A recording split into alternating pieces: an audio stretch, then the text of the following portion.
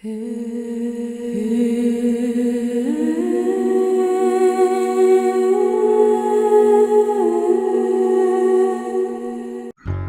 दोस्तों, धार्मिक तत्व में आपका स्वागत है। दोस्तों, आज हम इस वीडियो में आपको बताएंगे भगवान विष्णु के भक्त पोपाबाई की कहानी। किसी गांव में एक भाई बहन रहते थे। भाई की शादी हो गई थी, लेकिन उसकी बहन की शादी नहीं हुई थी। बहन का नाम पोपाबाई था। पोपाबाई हमेशा भगवान विष्णु की भक्ति और व्रत किया करती थी। एक दिन पोपाबाई के भैया भाभी ने उससे शादी के लिए कहा। तब पोपाबाई ने शादी के लिए मना कर दिया। उसने अपने भैया भाभी से कहा, मेरे रहने के लिए गांव के बाहर एक झोपड़ी बनवा दो, मैं उसी में रहकर अपना जीवन व्यतीत कर लूंगी। पोपाबाई ने गांव के सभी लोगों से भी कहा, हे गांव वालों, आप लोग अपने अपने गाय बछड़ों को मेरे झोपड़े के पास घास चरने के लिए छोड़ दिया करो। मैं सभी के गाय बछड़ों की देखभाल किया करूंगी, और जो भी आपके घर में बचा हुआ खाना हो वो आप मुझे भेज देना, मैं वही खाकर रह लूंगी। इस तरह बहुत दिन बीत गए।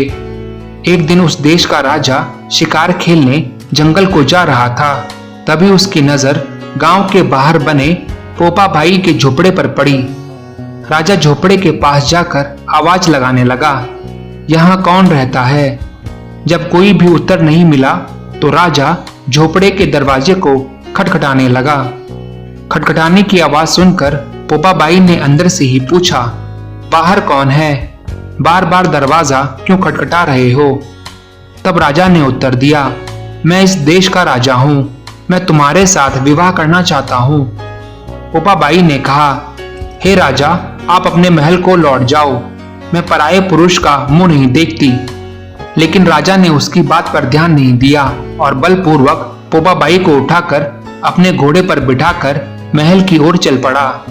पोपाबाई ने राजा को श्राप दिया, हे राजा, तेरा राजपाट सब नष्ट हो जाएगा।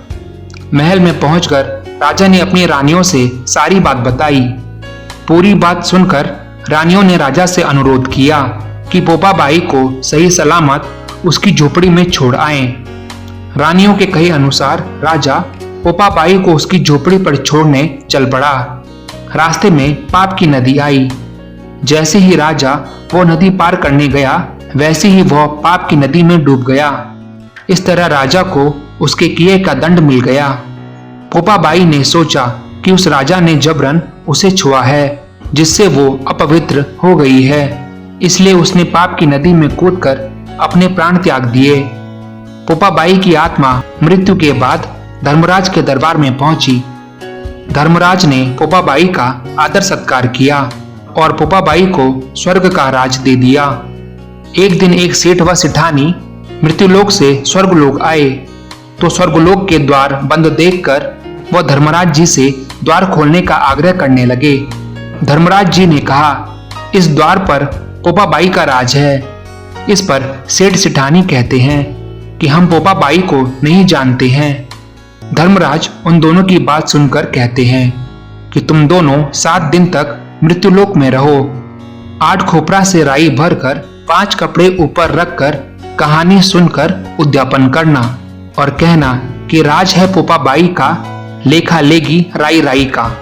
सेठ सेठानी ने ऐसा ही किया और पोपाबाई के नाम का जाप किया। उसके बाद उन दोनों को स्वर्ग में स्थान मिल गया। दोस्तों, जो कोई भी भगवान विष्णु की परम भक्त पोपाबाई के नाम का जाप करता है, उस मनुष्य को पोपाबाई के आशीर्वाद से स्वर्ग की प्राप्ति होती है। तो दोस्तों, इस वीडियो में इतना ही। अगर आपको ये वीडियो अच्छा लगा हो तो इसे लाइक करें, शेयर करें एंड प्लीज सब्सक्राइब करना ना भूलें। धन्यवाद।